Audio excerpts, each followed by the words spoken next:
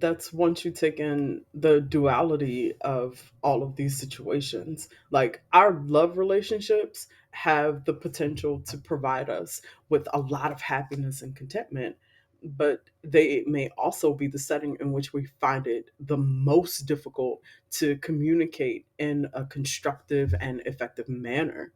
Our tendency to respond emotionally when things don't seem to be going according to plan, it usually increases with the importance of the relationship or connection that you have with that other person. And this is something I see firsthand all the time working as a counselor and also even in my own personal life. But there's different methods that are available for improving communication skills.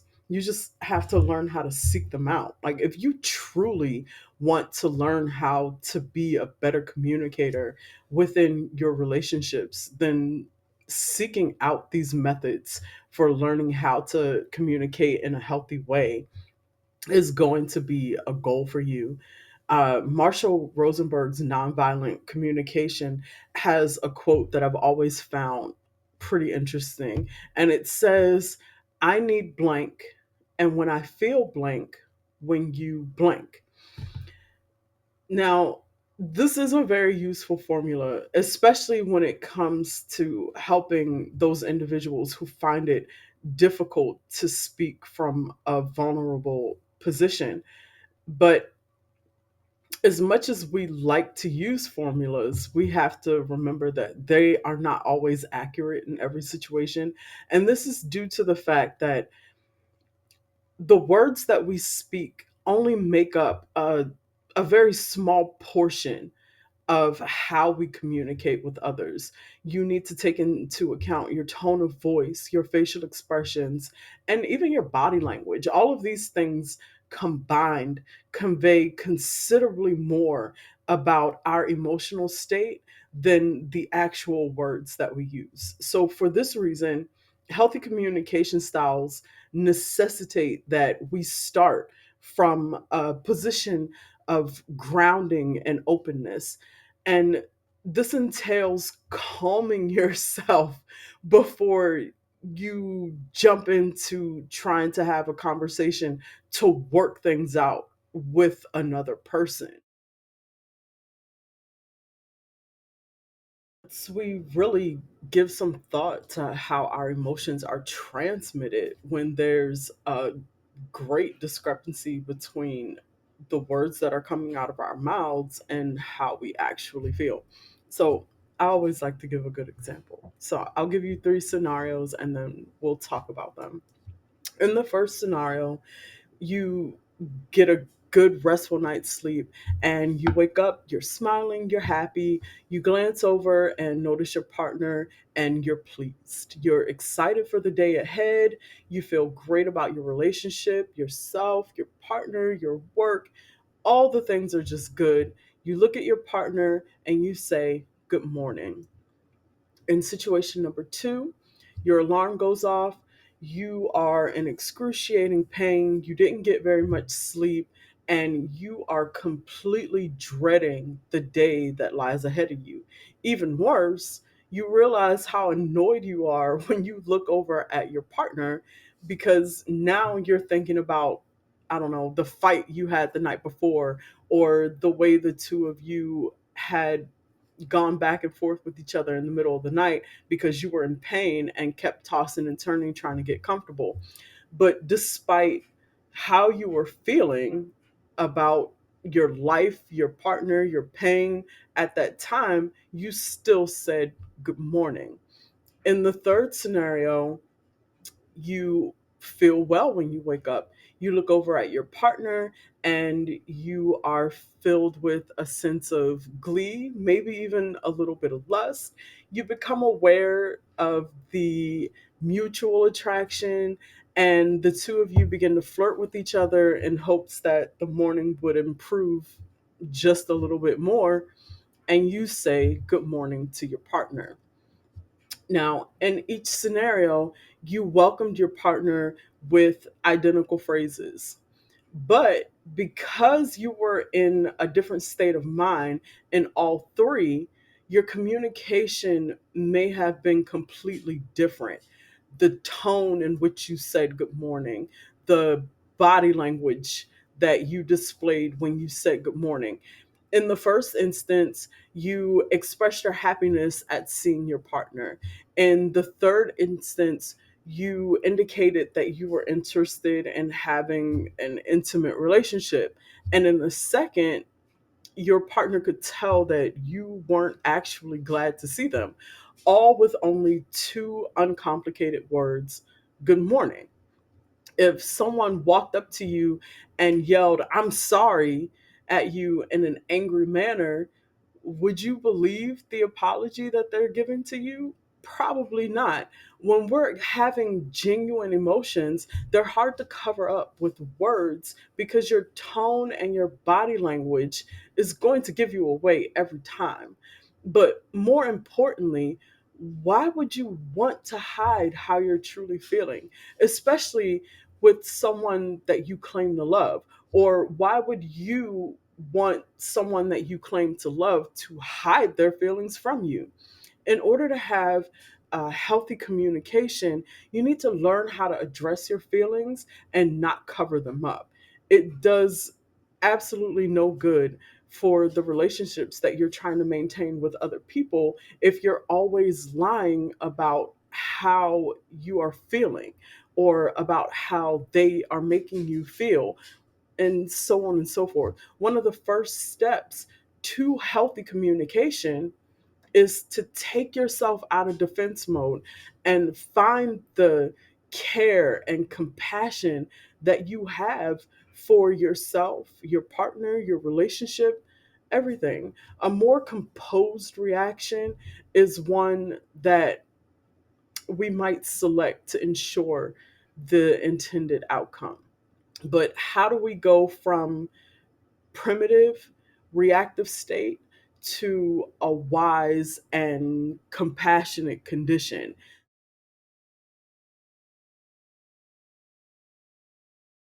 Because we all understand that being mindful of the different components of communication is key to healthy relationships.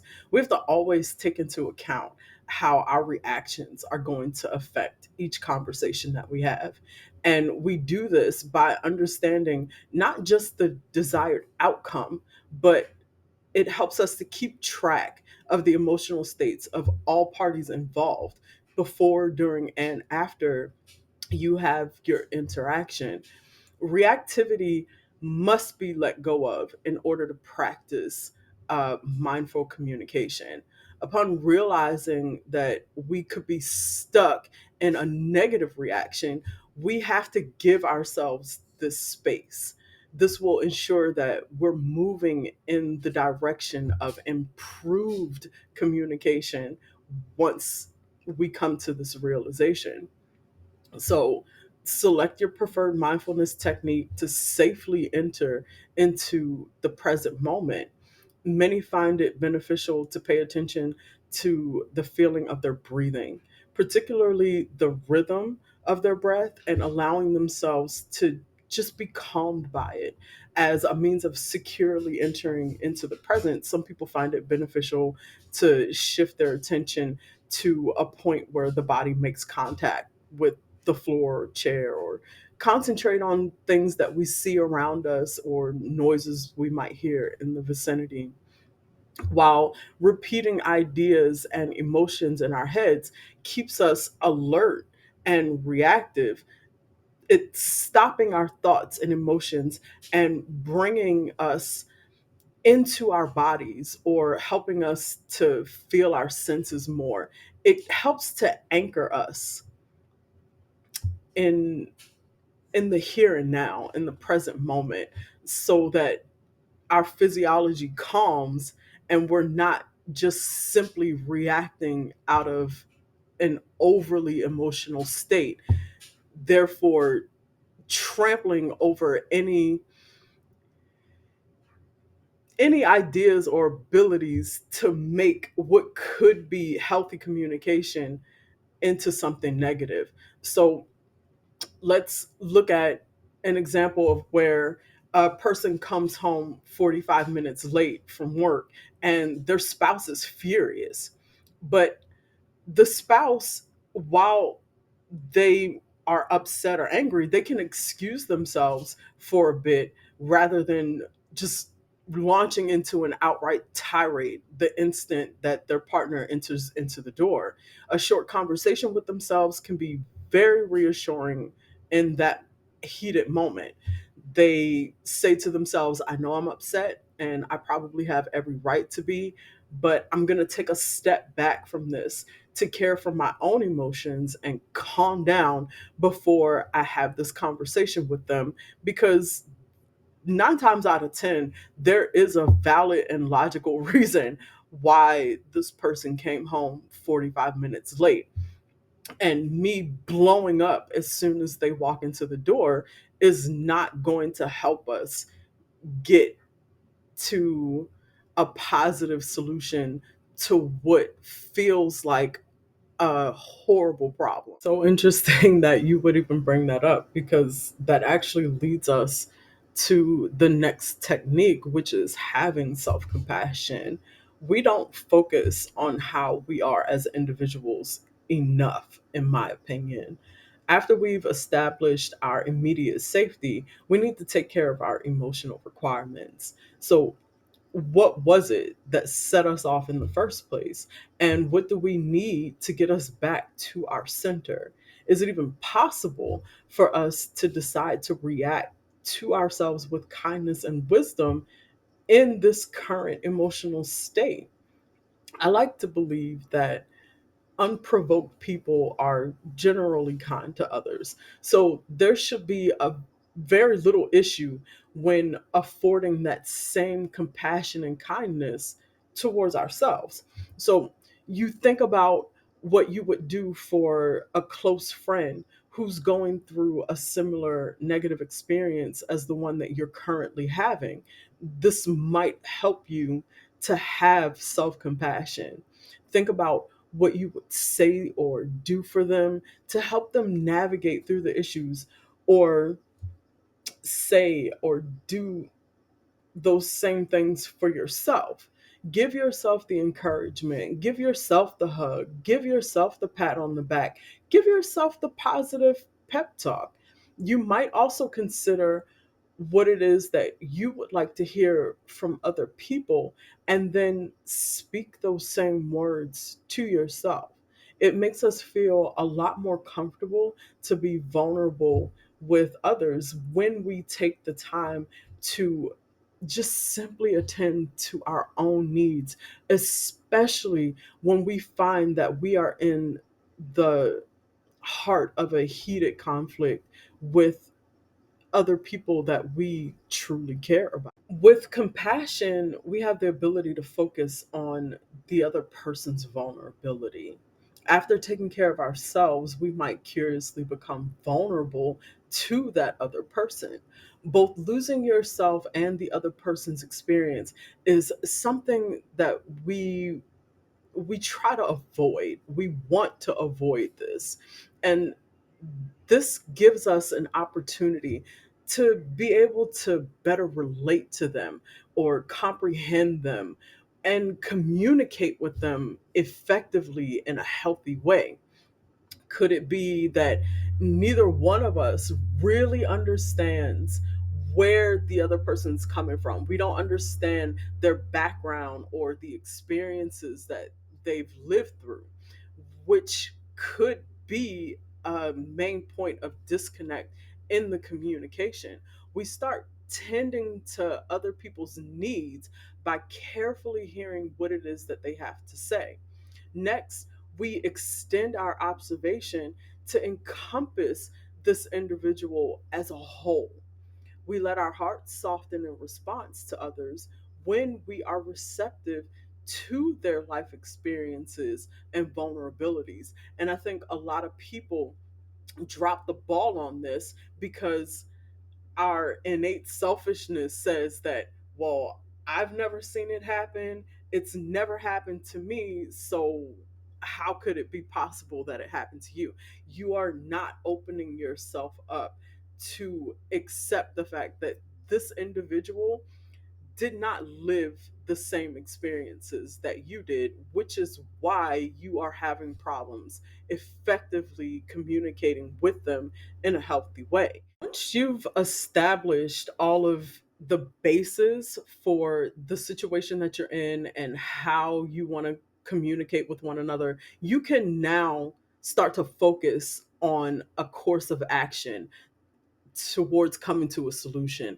It might be helpful for you to recall your principles or your core values, your ideas on healthy relationships, or your promises that you made to yourself to be kind, empathetic, understanding, and whatever else comes to mind that you know you need to have a healthy relationship. What would genuinely be consistent with your personal principles.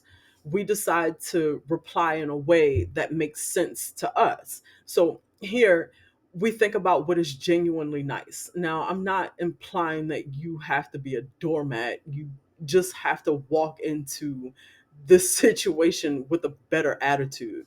We're prepared to speak effectively after we've come to an understanding of what's prudent and compassionate in this specific circumstance. You're not bringing other issues into this one issue that you're having.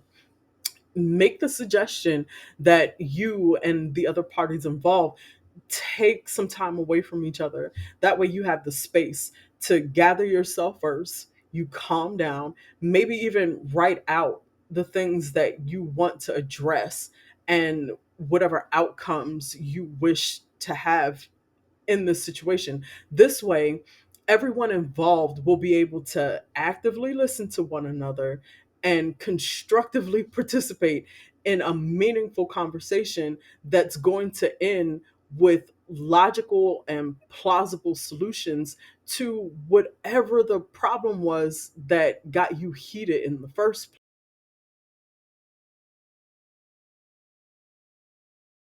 That's a good point. So here's the thing about that. Reactivity is always going to resurface when you're having heated discussions. It's normal. We have negative reactions when we hear things that we don't like, especially when those things are about us personally and we don't believe it about ourselves.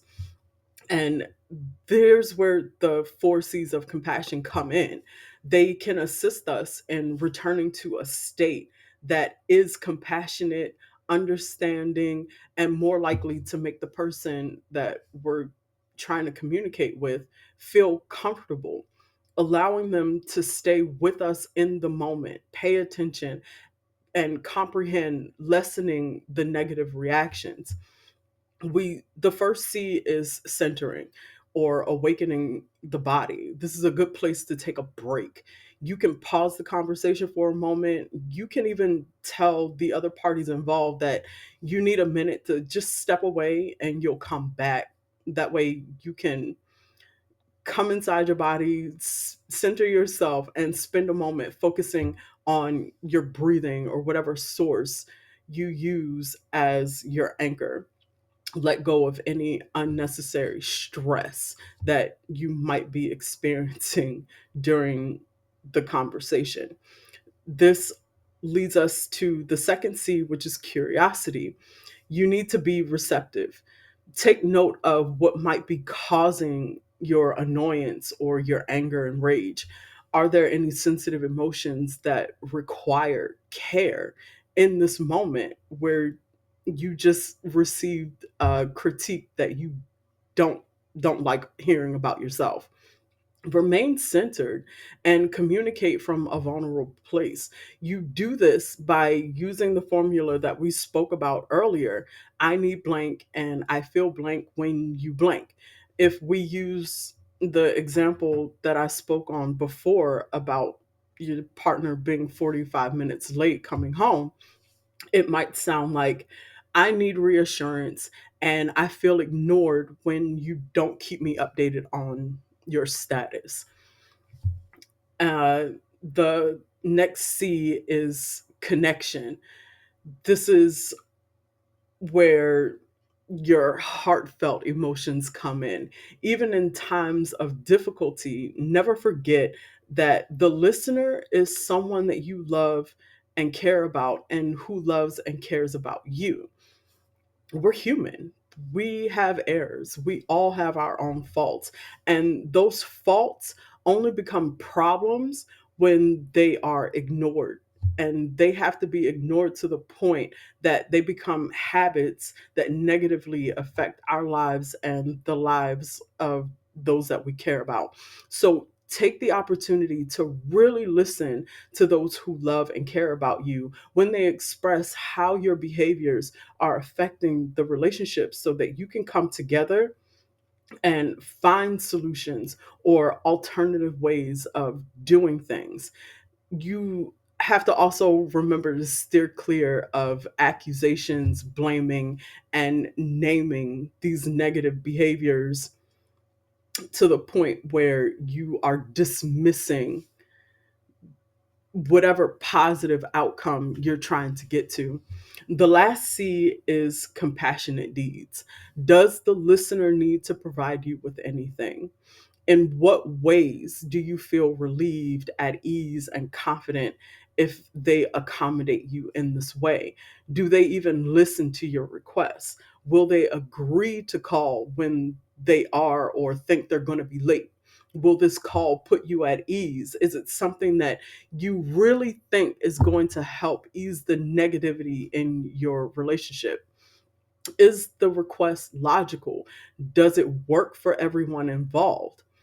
Although transitioning from a reactive to a responsive state as a speaker might be difficult, doing so increases the likelihood that your partner or whoever it is that you're trying to have healthy communication with will be able to hear and comprehend you.